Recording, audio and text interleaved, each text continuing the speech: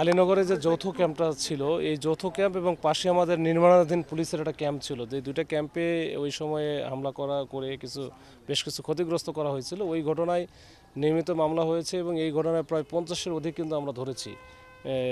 যদিও আপনারা যেটা বলার চেষ্টা করতেছেন যে এটার যে মূল হোতা বা যে একটা বাহিনীর, এখানে একটা বাহিনী আছে, তো ওইটার ব্যাপারে এখনও ওই পর্যন্ত আমরা পৌঁছাতে পারি নাই। তবে সেটাও ওই যে স্যার যেটা বললে, এটা আমরা আস্তে আস্তে আমাদের কৌশল নির্ধারণ করে আমরা কাজ করব। আচ্ছা, আমি বলি, আমরা শুরু থেকেই কিন্তু জোরটা দিচ্ছিলাম ওই জায়গায় যে এইখানকার যারা সন্ত্রাসী বাহিনী বা যারা এতদিন রাজত্ব করে আসছিল, তারা এইখানকার যারা সাধারণ অধিবাসী তাদেরকে ঢাল হিসেবে বারবার ব্যবহার করেছে এবং এটার জন্যই কিন্তু ইতিপূর্বে কোনো প্রশাসনিক কোনো কার্যক্রম এখানে চালানো সম্ভব হয় নাই। সেইটাকে মাথায় রেখেই আমরা কিন্তু বারবার মাননীয় স্বরাষ্ট্রমন্ত্রী এখানে ভিজিট করেছে এবং ভিজিট করার পরে একটা কথা বলেছে যে এখানে কাউকেই, যেখানে যে অবস্থা আছে, কাউকেই এখান থেকে উচ্ছেদ করা হবে না বা ওইরকম কোনো কিছু প্ল্যান সরকারের নেই। যদি এরকম কিছু করা হয়, সেটা বিকল্প ব্যবস্থা করে, তাদের পুনর্বাসনের ব্যবস্থা করে তারপরে সেটা করা হবে।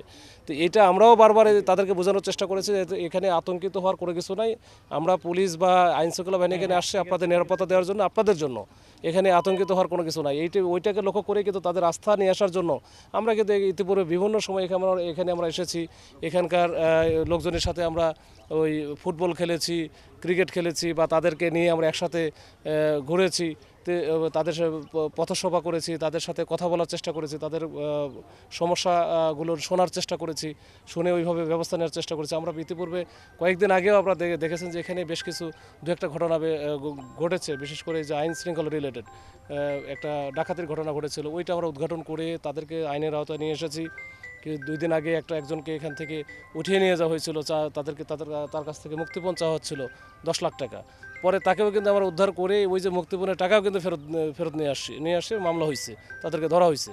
তো এই বিষয়গুলো আমরা কিন্তু একের পর এক কাজ করে যাচ্ছি, যেন এইখানকার যে অধিবাসী যারা আছে, সাধারণ জনগণ আছে, তারা যেন এই পুলিশ বা আইন শৃঙ্খলা বাহিনী সম্পর্কে তাদের যেন একটা পজিটিভ ধারণা হয় এবং আমরা যে তাদের বিরুদ্ধে না বা তাদের পক্ষে এবং তাদের সহযোগিতা করার জন্য এখানে আসছি, এটার জন্য আমরা বোঝাতে সক্ষম হই। এবং এইটার জন্য আজকে যে প্রোগ্রামটা ডিএসআর সহ আমাদের আছে, এটাও কিন্তু এটারই একটা অংশ।